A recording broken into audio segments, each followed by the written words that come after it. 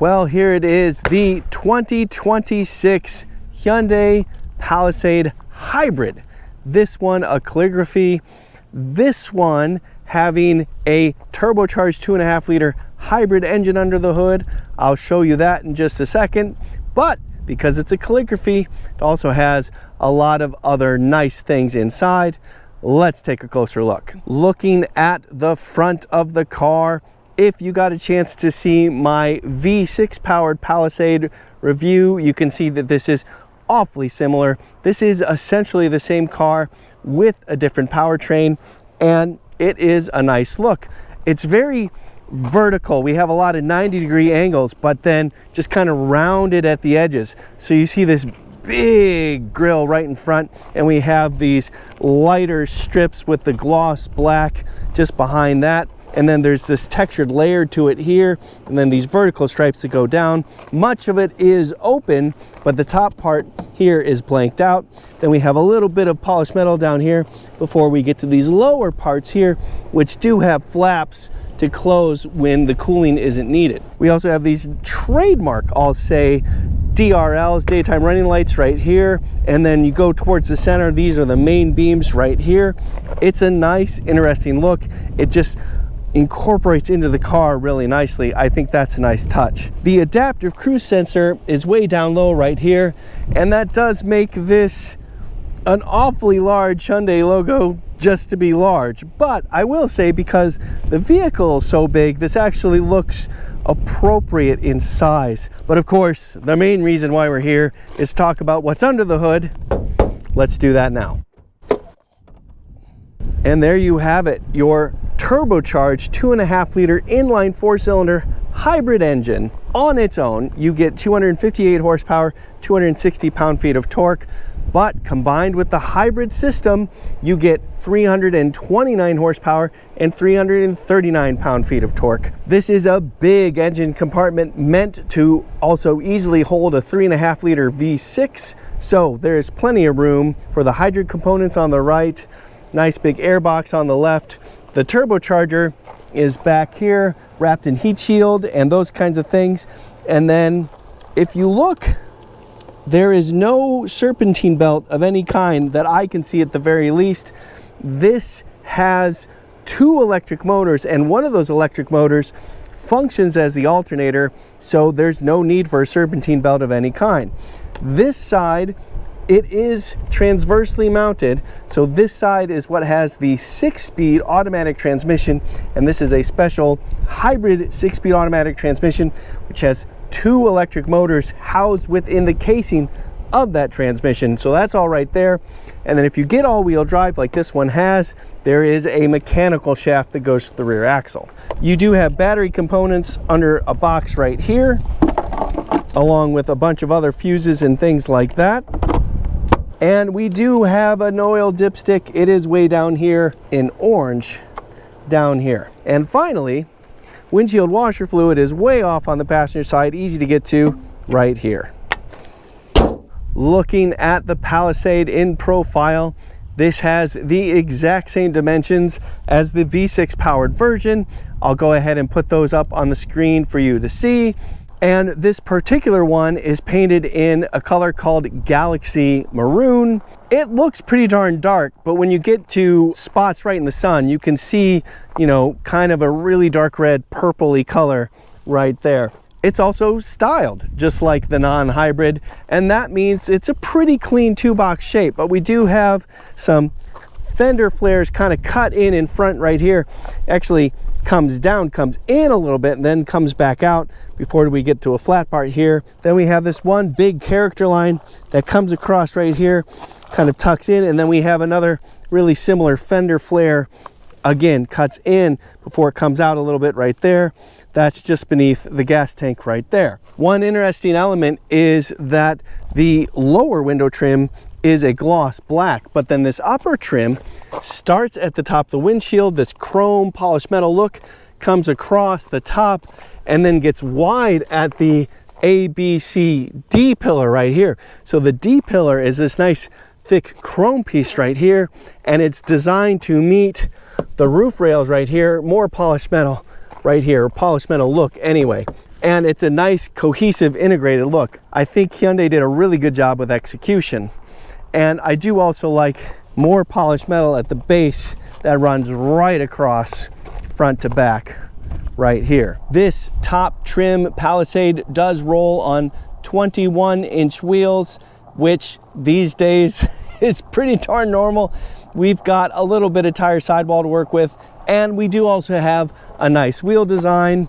You know, the good old days of, you know, that much tread wear, those are pretty well gone. But, you know, it's not bad considering everything. This is a 45 series tire. I wish it were 50, but it is what it is. The base tire is smaller. If you want more tire sidewall, you can get it that way. And yes, the wheel and tire in back is the same size as what's in front. Looking at the rear of the car, again, just like the V6 powered Palisade, except that this one does say hybrid right here. That's a nice thing. I actually appreciate that it is not huge, massive lettering. It's a nice subtle indication right there. I appreciate that. They are very happy to tell you that it is a Palisade, goes across the back right here, and this is generally a clean look. I appreciate that the ubiquitous roof-mounted spoiler isn't terribly large here, and pleasantly, the exhaust port is hidden underneath right there, no problem at all. Your indication that it is an all-wheel drive Palisade is that H-Track logo right there, and yeah, I think it's a generally nice looking, cohesive, complete look. Plus, this being such a big vehicle, we do have a healthy amount of space inside. I went into a lot of detail about all these different options here for the calligraphy, and I don't have a ton of time right now, but this control panel right here allows you to electrically fold and unfold the seats from right here. You can also move them fore, aft, and things like that from right here. You can hit the all button and everything just folds down at once. It's really convenient, really useful. I like that setup a lot. Again, check out my V6 powered Palisade review to get more detail on that. Underneath the floor, we do have a little bit of extra space, and how about that? The Monroney for our test car is right there. But for now, let's check out the third row. Getting in from the passenger side because of Larry's stuff right there. But as you can see, push of a button right here, the car electrically moves forward and tilts out of the way to give access to the third row. That's not the fastest way to do it, but obviously it's very easy to do. And there you can see all 3 seat belts for the third row. It is 3 passengers back there, but look how low the seat bottoms are. This is clearly for kids. On the plus side, check this out. These are powered seats, so you can move them, tilt them back and forth, move them fore and aft, and even have seat heaters right there. Beneath that, 100 watts of power to charge things with USB-C right there, and a couple of cup holders right there. For kids, this is a great, great spot. A lot of options here, but it's definitely for kids. Also, looking at the roof, you can see we have some lighting up there as well. And we also have a rear and front moonroof, but the sun's very bright out, so keeping those closed for now. The second row, alternatively, has plenty of space for adults and a lot of comfortable options, including this relaxation mode right here. Press this, and it gets into this lounging position right here. You can see the seat back tilted way back, the seat bottom tilted up a little bit, and just gives you a very relaxed position. Yeah, I could take a power nap in there. And it's this button right here, you do have to hold it down. We do have another button here to move the seat away for third row access, but it's no faster. Once inside though, the seat is nice and comfortable. I have plenty of leg room. The seat bottoms are high enough. I wish they were a little higher, to be totally honest, but I have plenty of space here, and that means I have less than 90 degrees of bend in my knees. I also have plenty of headroom as well. Look at that, and that's despite all the moonroofs. I also have manual shades right here. That's lovely.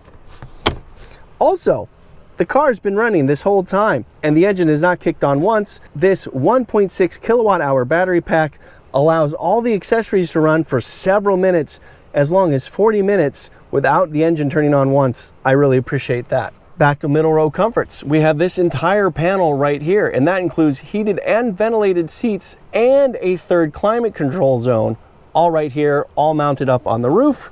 We also have a nice little light here as well. We also have a USB Type-C port in the backs of the front seats, and that is on both sides.